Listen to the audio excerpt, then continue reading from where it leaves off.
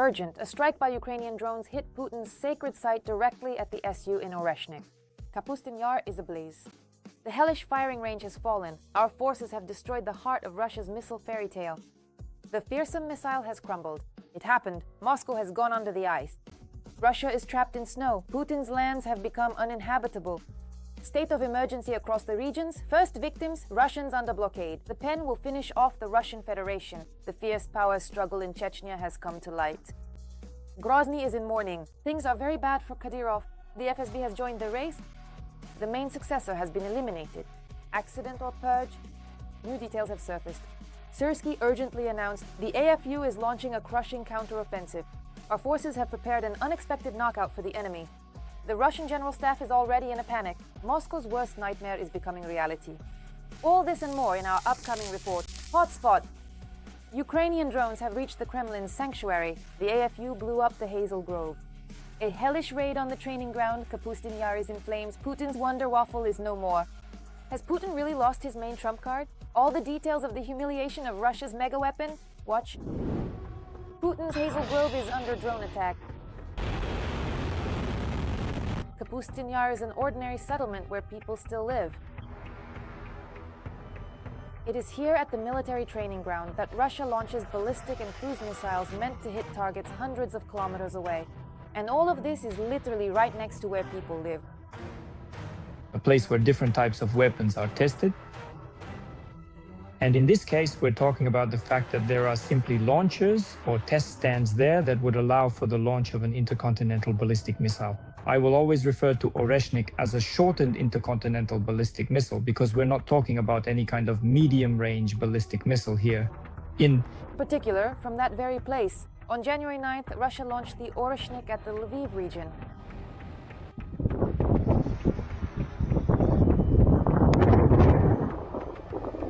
However, shortly thereafter, precision military strikes also targeted the very testing ground from which the bunker dwellers' highly lethal and deadly weapon is launched. Kapustin Yar was attacked by drones. The central testing ground from where the Oreshnik is launched came under attack. Russia was unable to protect this strategic facility. Moreover, this isn't even the first attack on the testing ground. Drones struck it even in the summer of last year.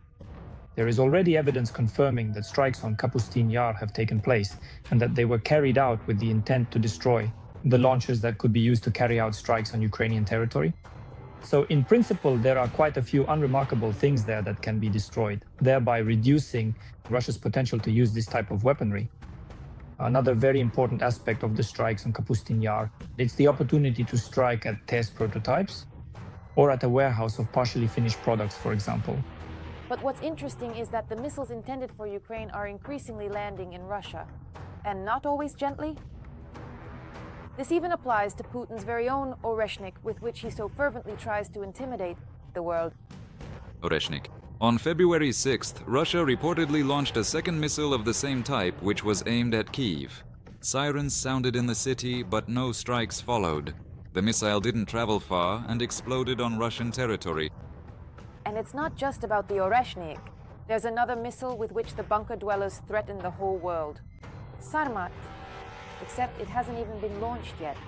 Well, has it? It was launched twice, but both times it crashed in Russia itself. But what is the secret behind such successes of the Russian Federation?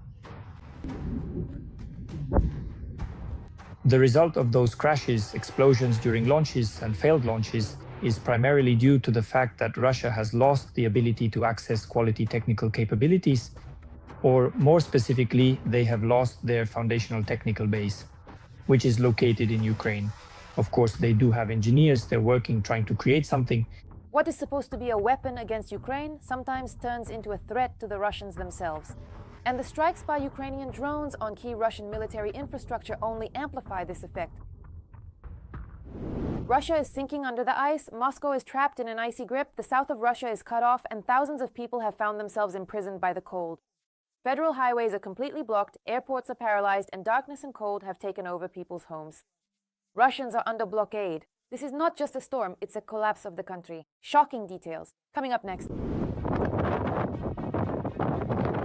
A snowfall that Moscow hasn't seen in the middle of winter for the past 56 years.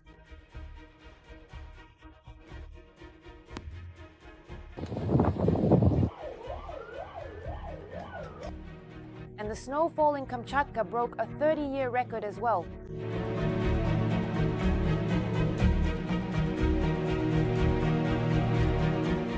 At the beginning of January, let me remind you, several regions of Russia were literally paralyzed by the powerful cyclone Frenti, which resulted in airport delays, traffic accidents, the closure of federal highways, and problems with heating and electricity.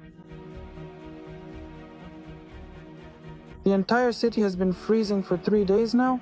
Heating, electricity, and water were shut off back on December 31st. At least we have a pool where we can collect water, but everyone else is melting snow. The state of emergency was only declared on the second day, but no one tells us anything. We aren't being informed in any way. The emergency services aren't telling us anything. They say, "We don't know, just wait."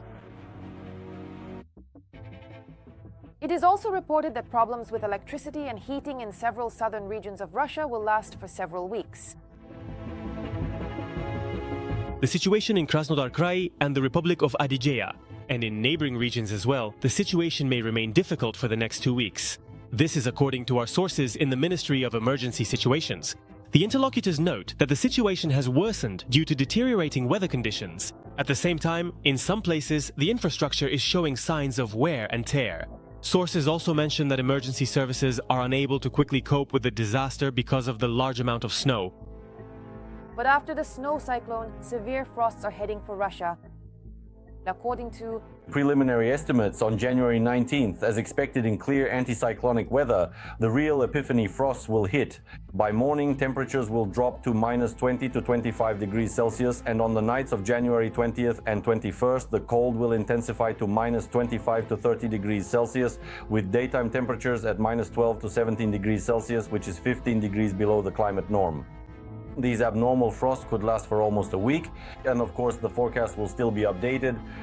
In addition, meteorologists report that abnormal frosts down to -36 degrees are approaching central Russia. And while Russians are struggling with the bad weather, certain government officials are generating conspiratorial nonsense, claiming that the weather could be the result of climate weapons being used against Russia. Such an amount of precipitation can't just fall all at once for no reason. This is being done to divert our resources toward dealing with the aftermath of the bad weather, our source says.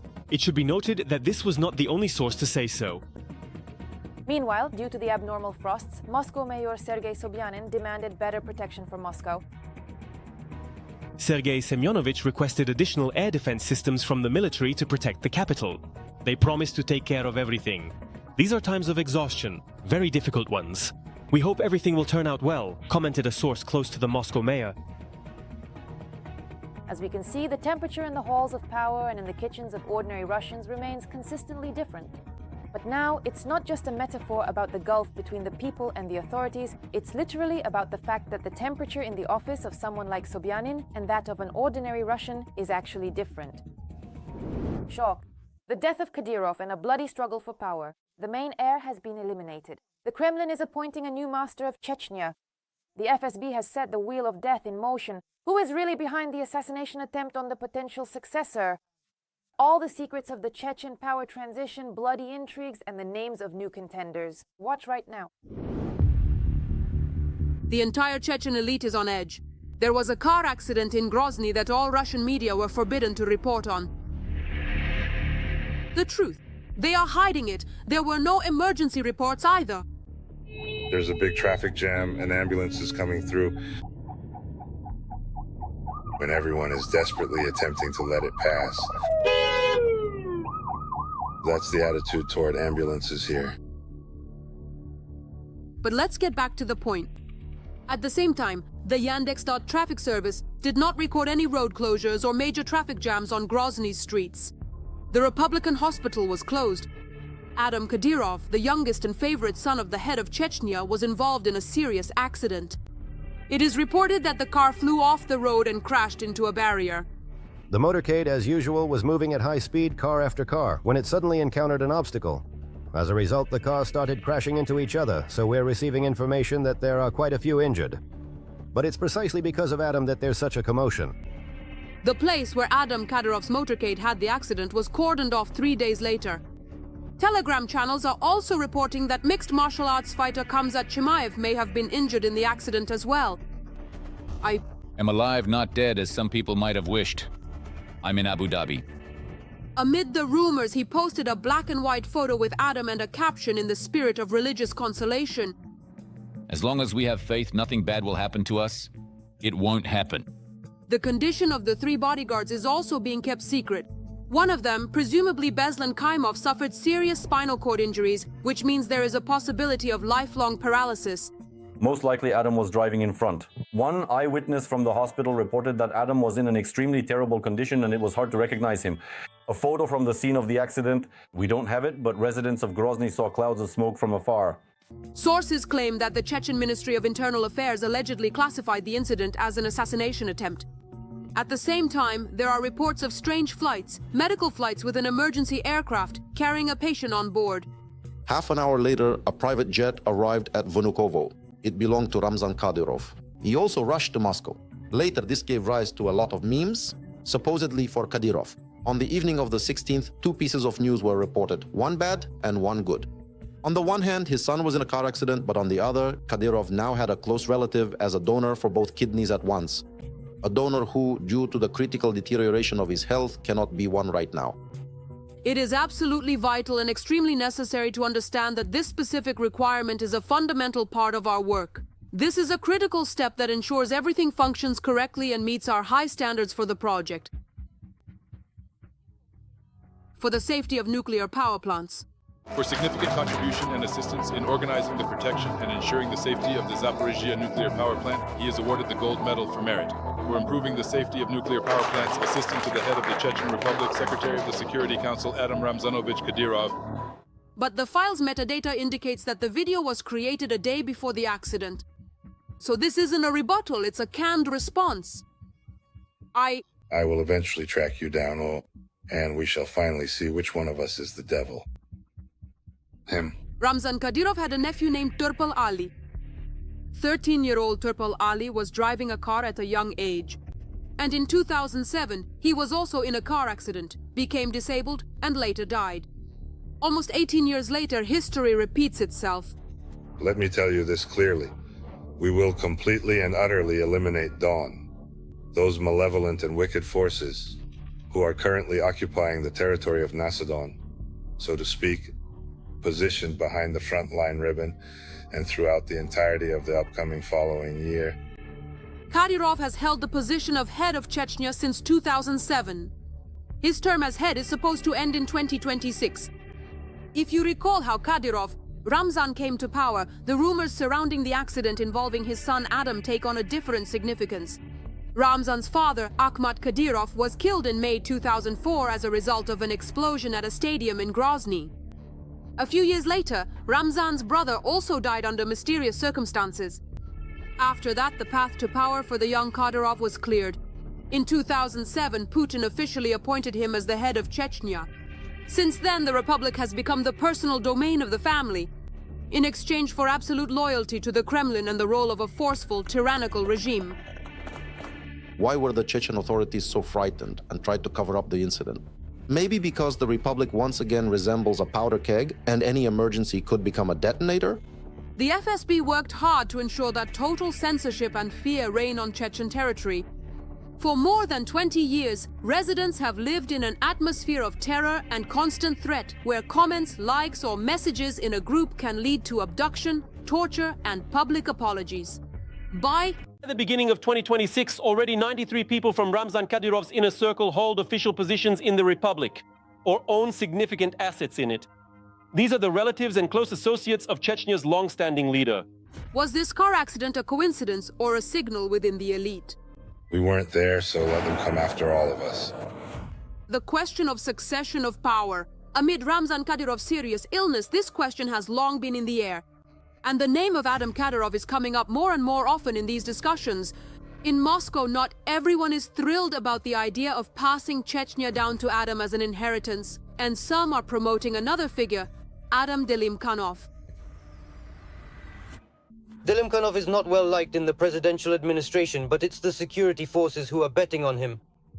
The deputy to Kadyrov for special assignments has ties to the criminal underworld. No one there is intimidated by that. On the contrary, having one of their own helps solve problems. About the condition of Kadyrov Jr.'s son, there is currently no official information. It's also unknown where he is now. By the way, the clinic in Grozny where Adam was initially sent is a particular point of pride for Ramzan Kadyrov. It was built from scratch. Kadyrov himself claimed that the best doctors in the world work there.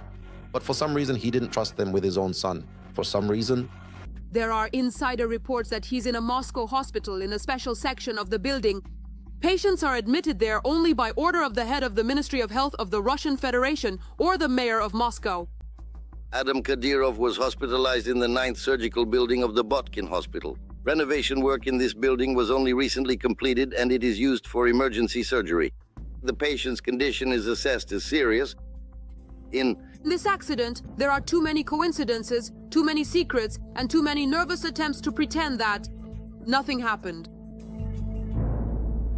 Every voice matters. Join our community, support independent journalism, and help us bring you the truth from Ukraine. Become a member of Ukraine today. Join us now. Trump and Zelensky, the fateful meeting in Davos. The fate of the world is being decided right now. What will the leaders sign? The main intrigue of the century? Secret negotiations and behind-the-scenes games. Which world leaders will switch to Trump's side? And who will support Zelensky to the end? Watch for sensational details. The 56th World Economic Forum has started in Davos, Switzerland. According to analysts' forecasts, the main goal will be to figure out how to deal with the world order that has been shaken over the past year by US President Trump. This will be a record-breaking forum in terms of overall representation from all sides. Both the G7, the Europeans, and all the key players in the world. It will be necessary to understand how to go on living in a world without rules and with such, to put it mildly, aggressive policies from the United States. America? It was planned that during the forum, the Europeans would put pressure on Trump to personally support security guarantees for Ukraine, as well as to sign an $800 billion reconstruction agreement. The investment agreement, also referred to as the Prosperity Agreement, for $800 billion with the United States of America. But now the prospects really, such a joint meeting of Europeans, Americans, and Ukraine, and the discussion of security guarantees, which, by the way, the Group of Seven wanted to hold precisely in Davos, well, it all looks rather contradictory and somewhat unclear. But just a few days before the forum, the American president upended all the plans, and once again stated that Ukraine is less ready to conclude a peace agreement than Russia. Russia wants Ukraine to succeed one day. It sounds strange I explained this to President Zelensky, but President Putin is very generous toward Ukraine. Among other things, he wants to supply energy resources and other goods at very low prices. I believe that Trump expects significant applause, significant flattery, and significant grandeur from this water carrier. In short, it is everything he loves. In addition, Trump announced new tariffs for European countries that do not support him on the issue of Greenland. And this, of course, will negatively affect the further negotiation process involving the Europeans. Raising tariffs on countries that have decided to contribute to Greenland's security, in my opinion, is a mistake. And I do not agree with it. The intention of some countries to send troops to strengthen security should not be seen as an initiative against the United States. I believe we need to resume dialogue and avoid escalation. According to experts, the main thing the American president is bringing to Davos is this. It's his new idea of a peace council, which is supposed to sideline the UN and in which, incidentally, Trump plans to invite Russia. This council will be unlike any other. The leaders of the world's largest countries will participate in it, and it was a great honor for me to be elected chairman of this peace council. And I think you will see something that no one has ever seen before. Nowhere else will there be a gathering of participants like the one we are about to announce. Everyone wants to join us. There is already talk about the Peace Council, which Trump may announce in Davos for Ukraine, and which is already being discussed as possibly including the Russian Federation. In my opinion, this is an important issue that our delegation should have proactively addressed. It should have been removed from the agenda because, of course, such statements will certainly not strengthen the relationship between Ukraine, Europe, and the United States of America. Be that as it may, experts are not predicting any serious upheavals, all the more so since the theme of the current forum is dialogue. It happened. SYRSKYI announced the AFU are going on the counteroffensive, the masks are off. The commander-in-chief delivered Putin a deadly ultimatum. This will be a knockout. SYRSKYI revealed his main trump card. This was what the general staff feared most of all. Watch for all the details. While the civilized world hopes for negotiations, the armed forces of Ukraine harbor no illusions and are preparing for a new round of war. Ukraine intends not only to hold the line, but also to regain the initiative on the battlefield. We see the enemy's days. We do not see a victim, but a sign. We see the enemy's actions, and we see no signs that they are preparing for any peace negotiations, initiatives, or actions on the battlefield. On the contrary, we see the opposite. An increase in the intensity of hostilities and a buildup of the enemy's offensive groupings, as well as an increase and expansion in the production of strike weapons, missiles, and drones. The commander-in-chief of the armed forces of Ukraine, Oleksandr Syrskyi, stated in an interview with LBUA that it is impossible to win this war by defense alone. It is impossible to win this war. That is why the general staff is already laying out the strategy for a new offensive operation. According to Syrskyi, Russia's strategic goal remains unchanged. The occupation of all of Ukraine, only the timelines, available resources, and the amount of weaponry at the Kremlin's disposal at each stage of the war change directly to their formidable enemies.